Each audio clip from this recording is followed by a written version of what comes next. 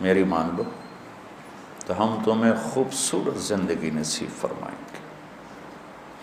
تو بھائیو، قرآن صرف رمضان میں سننے سنانے کی چیز نہیں ہے۔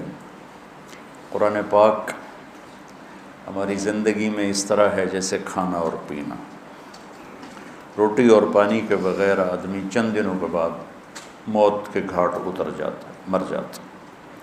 قرآن سے اور نبی پاک کی سیرت سے دور رہنے کے بعد انسانی روح مر جاتی،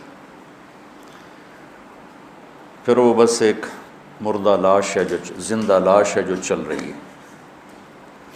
تو صرف رمضان میں اس کا اہتمام نہ کیا جائے، قرآن پاک کو سارا سال پڑھا جائے۔ علماء نے اس کے ترجمے کر دیے ہیں، جس عالم کا ترجمہ آپ کو اچھا لگے آپ اس کا مطالعہ کریں۔